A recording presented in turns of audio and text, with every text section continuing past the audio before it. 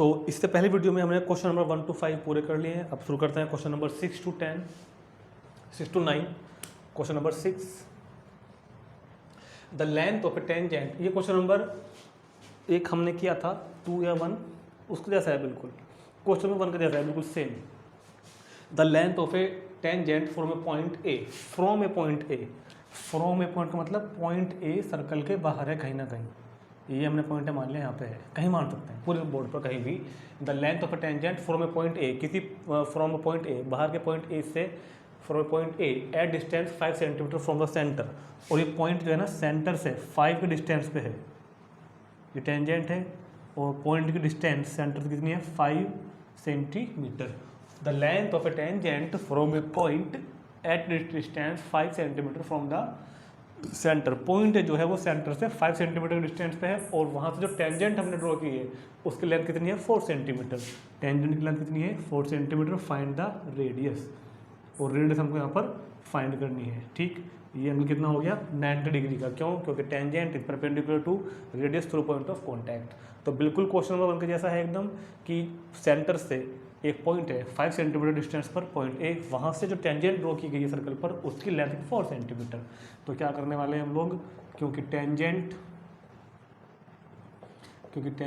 Is perpendicular, क्योंकि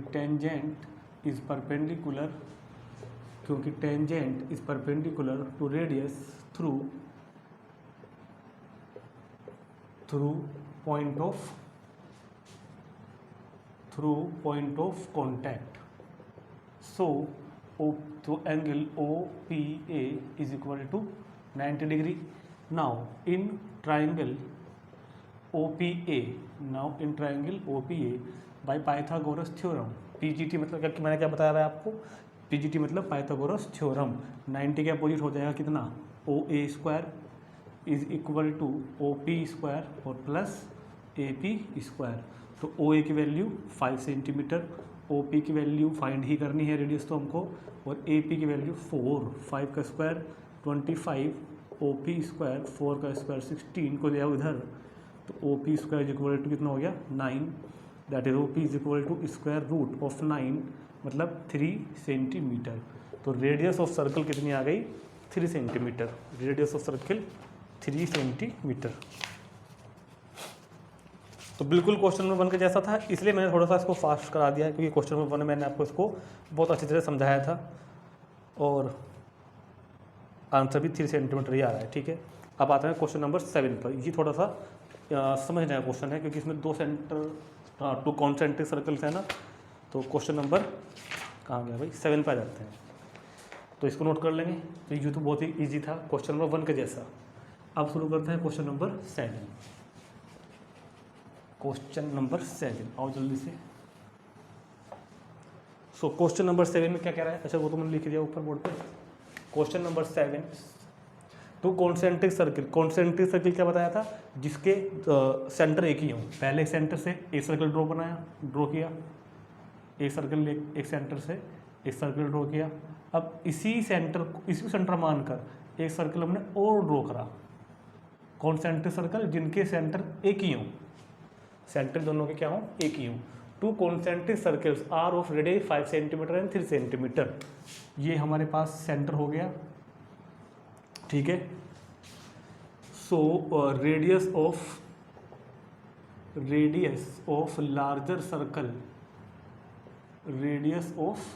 larger circle is equal to 5 centimetre. बड़े circle की रेडियस 3 सेंटीमीटर और radius of smaller circle is equal to 3 centimetre. Find the length of the कोड, उस कोड की लेंथ फाइंड करनी है ऑफ द लार्जर सर्कल। जो लार्जर सर्कल के लिए तो वो कोड है, विच टच द स्मॉलर सर्कल, और स्मॉलर सर्कल को टच कर रही है। उस कोड की लेंथ फाइंड करनी है जो स्मॉलर सर्कल को टच कर रही है।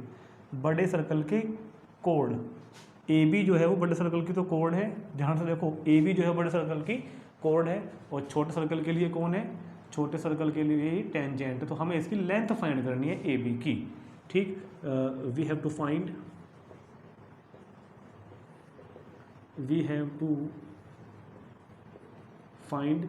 लेंथ ऑफ कोड AB। क्योंकि बड़े सर्कल के लिए क्या है, कोड है। अब हम यहाँ पे परपेंडिकुलर ड्रॉ कर देते हैं इस पर, बल्कि ये क्या होगी, रेडियस होगी, इसको मैंने क्या मान लिया, P। AB इज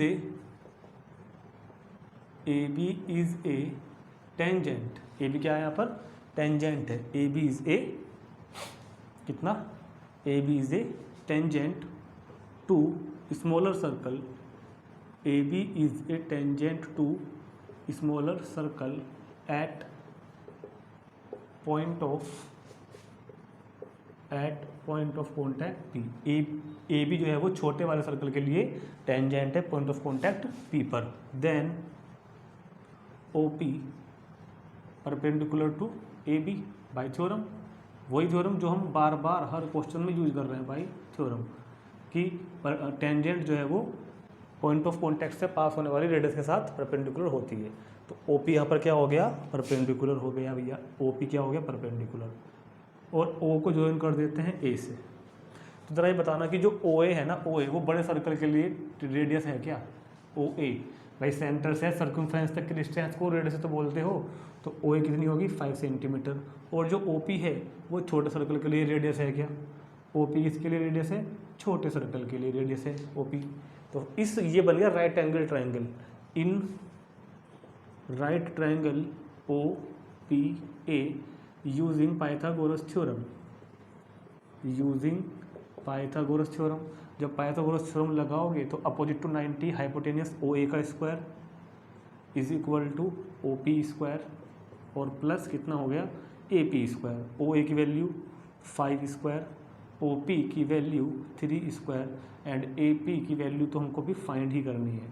तो 5 का स्क्वायर 25, 3 का स्क्वायर 9 प्लस AP का square, then AP square equal to 25 minus 9 बराबर 16। So AP is equal to √16, that is AP is equal to 4 centimetre. AP is equal to 4 centimetre, ठीक। और अभी काम खत्म नहीं हुआ, हमको फाइंड तो कौन सी करनी, AB। अभी तक क्या आई, AP। तो AB कितनी होगी, AB होगी AP की डबल। क्यों होगी, क्योंकि 9th क्लास में थ्योरम थी कि perpendicular from the centre to code, perpendicular from the centre to code bisect the code. Centre से कोड पर जो परपेंडिकुलर ड्रॉ करते हैं वो उसको बाइसेक्ट करता है, मतलब कि हाफ हाफ में डिवाइड कर देता है, तो जितना ये उतना ही ये। तो क्योंकि परपेंडिकुलर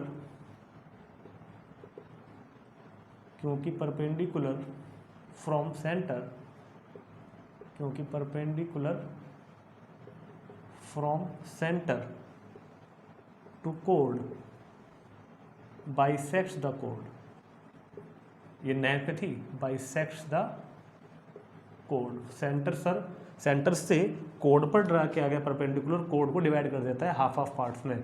सो AB जो लेंथ होगी वो होगी twice of AP, that is 2 × 4 is equal to 8 centimetre. तो value of AB is 8 centimetre, ठीक है। तो बहुत ही स्पेशल क्वेश्चन था, थोड़ा सा अच्छा क्वेश्चन था, उतार लेंगे, इंपॉर्टेंट भी है, नोट कर लेंगे, ठीक। और चलते हैं क्वेश्चन नंबर 8 पर। Question number 8 is very very important question, बहुत इंपॉर्टेंट क्वेश्चन है क्वेश्चन नंबर 8। इसकी फिगर बुक में बनी हुई है, वहीं से बना लेंगे एक बार, मैं भी एक बार बना देता हूँ देख के। क्वेश्चन नंबर 8 में सॉल्यूशन, क्वेश्चन नंबर 8 में क्या कहता है, सॉल्यूशन। फिगर ये है इसकी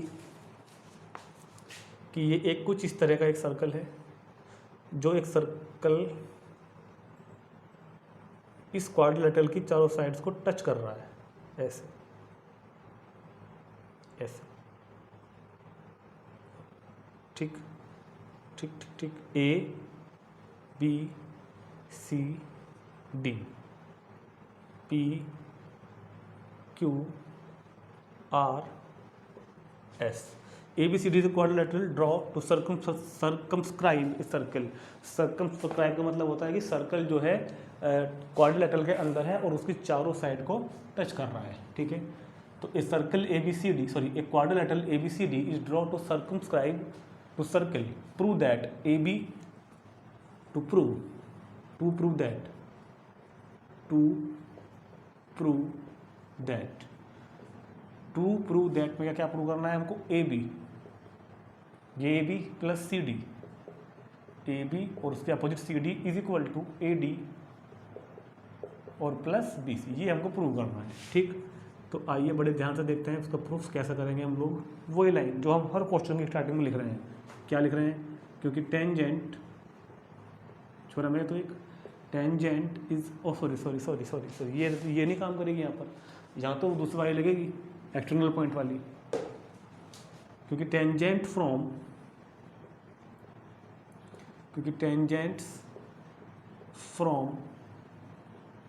एन एक्सटर्नल, क्योंकि tangent from an external point to a circle are equal. ये थ्योरम है ना एक, कि tangent from an external point to a circle are equal. Circle पर एक्सटर्नल पॉइंट से टेंजेंट्स अगर ड्रॉ करते हो क्या होती हैं, इक्वल होती हैं। और यहाँ पर ना इस तरह के 4 पेयर बन रहे हैं, 4 पेयर, चारों बार टैक्स से देखेंगे। फ्रॉम पॉइंट ए, अगर हम पॉइंट ए से बात करें, ध्यान से देखना बहुत ध्यान से, फ्रॉम पॉइंट ए, यार ए से बताओ, ये ए भी तो एक्सटर्नल पॉइंट है, ए से एक टेंजेंट ए पी और ए से एक tangent A S, A point से ए पी और ए पॉइंट से ए एस, तो इक्वल होंगे ना थ्योरम से, ए पी और ए एस इक्वल होंगी कि नहीं होंगी। फ्रॉम पॉइंट ए से 2 टेंजेंट ड्रॉ की गई है ना, अगर हम पॉइंट ए के लिए बात करें तो ए पी बी और ए एस बी दोनों इक्वल होंगी। ऐसे ही फ्रॉम पॉइंट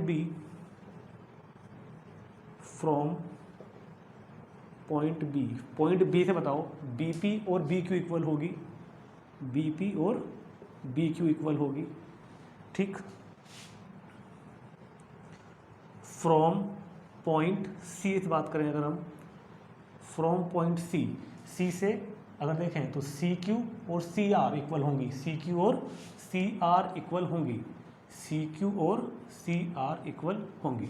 ठीक, अगर हम फ्रॉम पॉइंट डी से बात करें, किससे बात करें, फ्रॉम पॉइंट डी, अगर हम पॉइंट डी से बात करें, डी एक्सटर्नल पॉइंट हो गया, तो डी आर और डी एस इक्वल होंगी, डी आर और डी एस, डी आर और डी एस भी इक्वल होंगी, डी आर और डी एस भी क्या होंगी, इक्वल होंगी।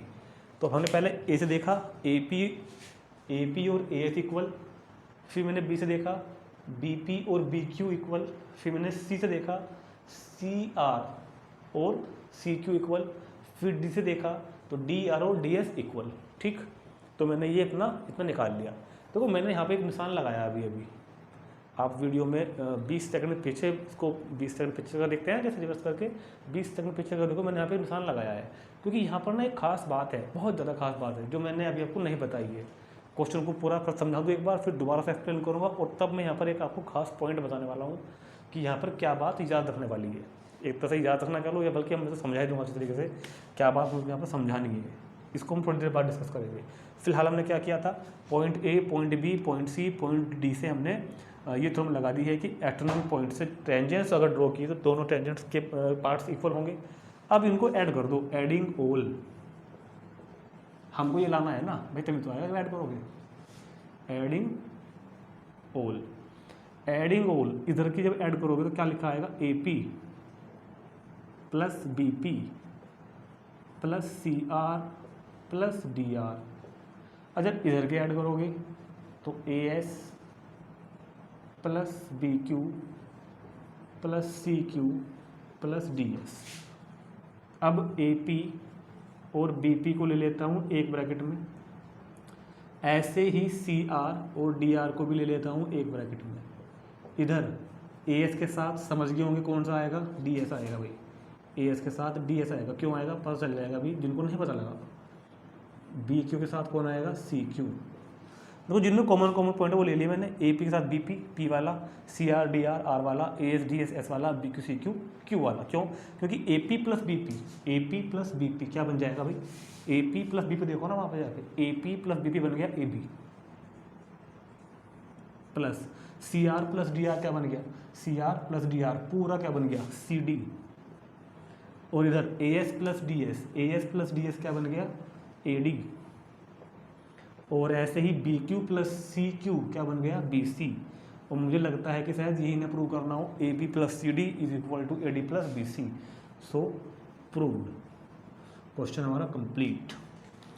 तो हमने ये थ्योरम यूज करी यहाँ पर, tangents from an external point to circle are equal, और चारों कॉर्नर, चारों वर्टेक्स से हमने जो टेंजेंट्स हैं A P A S, B P B Q, C Q C R, D R D S पे इक्वल रखा और चारों को ऐड कर दिया, ऐड करके उनको आ गया हमारा आंसर। ठीक है, अब यहाँ पर जो मैं बताया था ना आपको अभी कि यहाँ पर क्या पॉइंट याद रखना है, बल्कि याद नहीं रखना, समझना है, वो ये है कि कई बार आप ऐसा ना कर देना, कैसा ना कर देना, ऐसा कि जिस टाइम पर मैं इनको लिख रहा था, यहाँ पर आ जाता हूँ वापस एक बार, दोबारा से रिमाइंड करते हैं।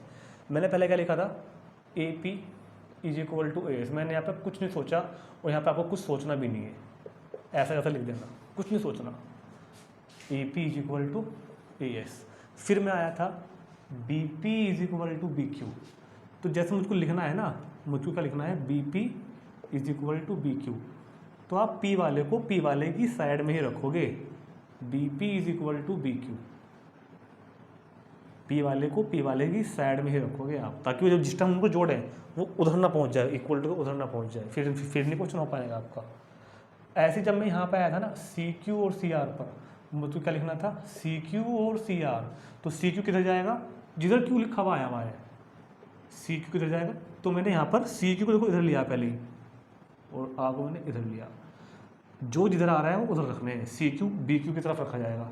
तो C Q is equal to C R ना लिख के मैंने क्या लिखा था, C R is equal to C Q. ठीक है, ये बात समझानी चाहिए यहाँ पर कि C Q is equal to C R ना लिख के C R is equal to C Q, क्योंकि जो लेटर सेम टू सेम वो एक तरफ रहने चाहिए। ऐसे ही यहाँ भी मैंने किया, डी आर और डी एस को लिखते टाइम डी आर को मैं इधर लिखूँ क्योंकि इधर आर वाला पहले आ गया, डी आर और डी एस। अब आप चेक कर लो, सब ऐसे ही होंगे, पी पी आर आर वाले एक तरफ है और क्यू क्यू एस एस वाले एक तरफ है, तभी जब इनको आप जोड़ोगे तो आपकी सेटिंग ऐसे ही बैठ के आएगी कि वो जुड़ के वो बन जाएगा। ठीक है, तो ये बात यहाँ पे आपको ध्यान रखनी थी कि कौन से कहाँ लिखने हैं, वो मैंने आपको समझा ही दिया है। ठीक है, नोट कर लेंगे और क्वेश्चन नंबर 9 पे चलते हैं तुरंत, इसको हटा देते हैं थोड़ा सा।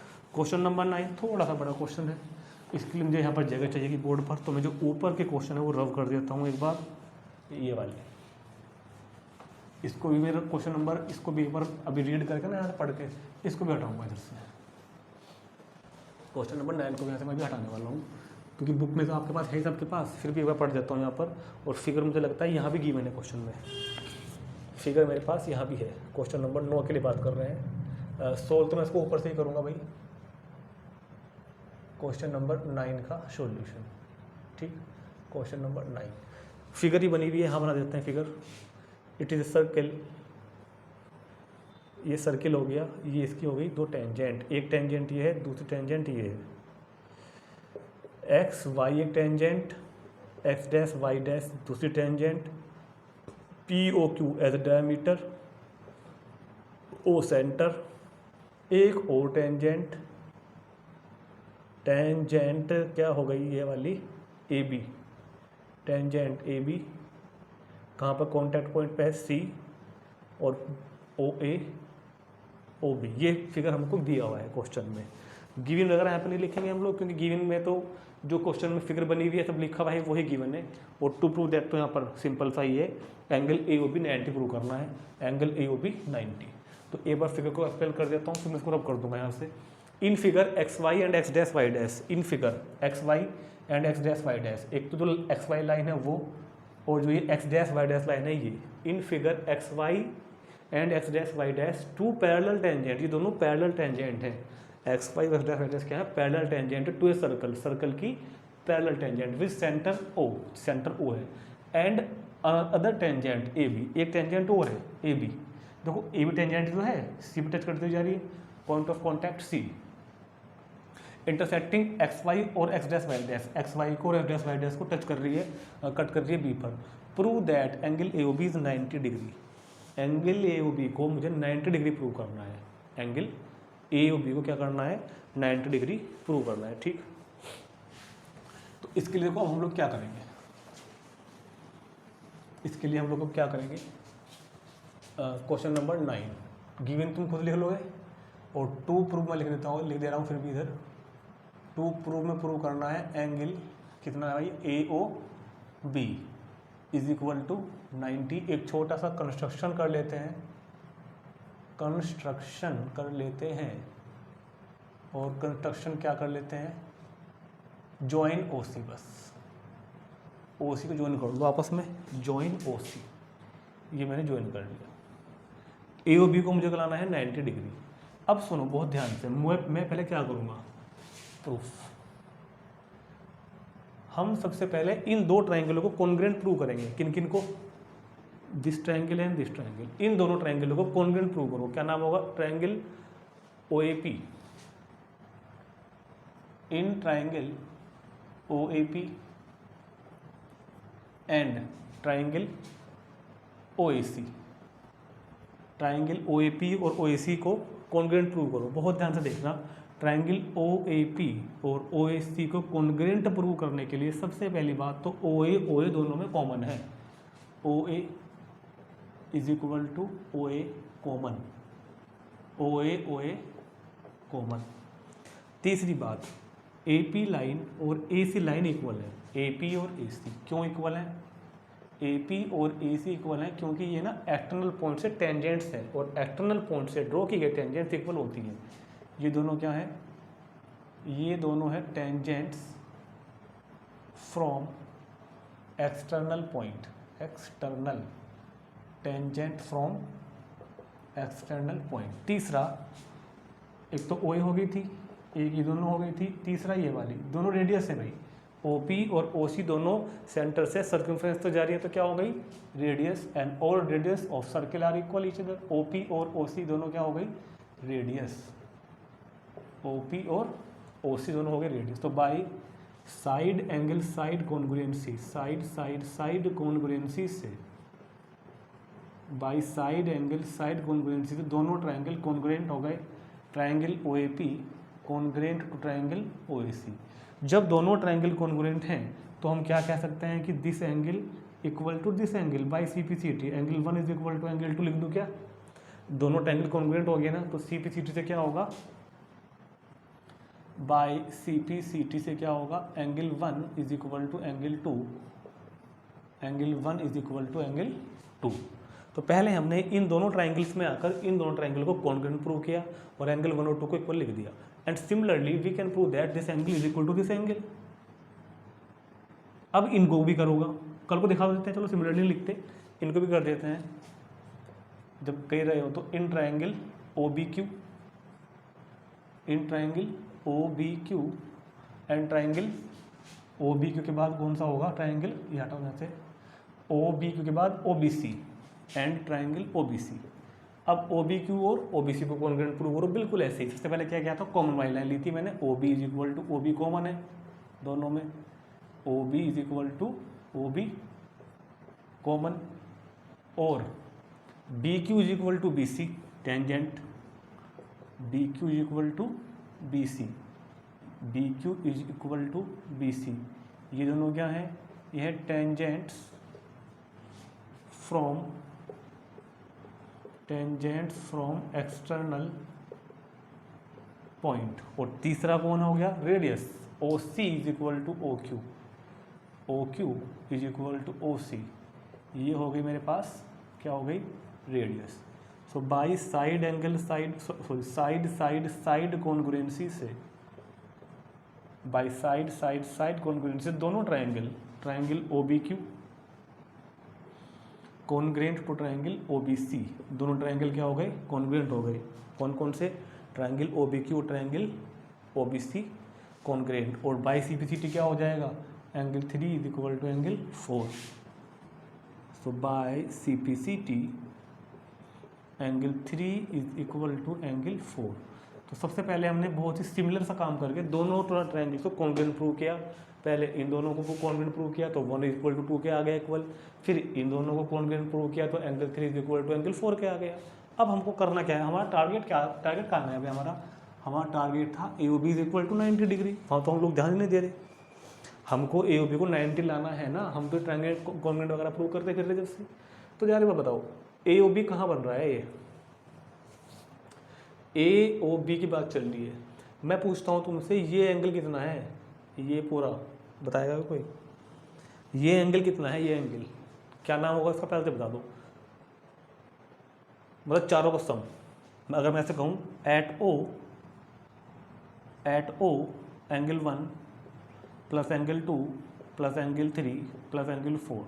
समझ रहे हैं ना बात भाई? 1 2 3 4 ये पूरा जो बन रहा है, ये पूरा जो राउंड बन रहा है ना, याद राउंड 1 2 3 4 का सम 180 डिग्री होगा ना भाई। लीनियर पेयर बन रहा यार, पूरा 360 होता है, ये तो लीनियर पेयर बन रहा है ना, तो कितना बन गया ये 180 डिग्री एट ओ पर क्या बन गया 180 डिग्री। और अब एंगल 1 की जगह हम लिख सकते हैं कितना, एंगल 2 को तो 2 ही रखा मैंने, और 3 को मैंने 3 ही रखा। मैं चेंज कर रहा हूँ 1 और 4 को, और 4 की जगह मैं क्या लिख रहा हूँ 3 is equal to 180 degree.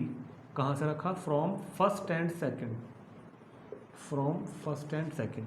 Angle 1 की जगह क्या रखा, एंगल 2 तो 2 ही है, 3 ही है, 4 की जगह क्या रखा 3, क्योंकि 2 और 2 ये बन जाएगा ट्वाइस ऑफ एंगल 2, 3 और 3 twice of angle 3 is equal to 180 degree.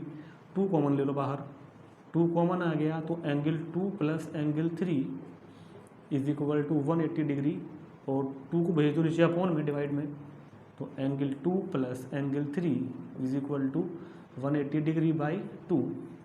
So angle 2 plus angle 3, angle 2 plus angle 3 180 हो गया ना। अभी बताओ एंगल 2 और एंगल 3 का नाम पूरा क्या बैठ रहा है प्लस करके, ये तो ए भी बैठ रहा है भाई। एंगल 2 प्लस 3 ए ओ बी नहीं बैठ रहा क्या? एंगल 2 प्लस 3 कितना हो गया, एंगल ए ओ बी, और ये कितना हो गया 90 डिग्री। यही हमको यहाँ पर क्वेश्चन में प्रूव करना है, A O B is equal to 90 degree. ठीक, तो बड़ा इजी सा क्वेश्चन था, आसान सा था, नोट कर लेंगे इसको फटाफट। और फिर चलते हैं नेक्स्ट वीडियो में क्वेश्चन नंबर 10 से लेकर और 12 तक, 13 तक। 10 अभी अब तो हमारे कितने रह गए, 5 हो रह गए अभी तो हमारे। ठीक है ना, तो इसको नोट करते हैं पहले जरा फटाफट सभी, इसको नोट करो।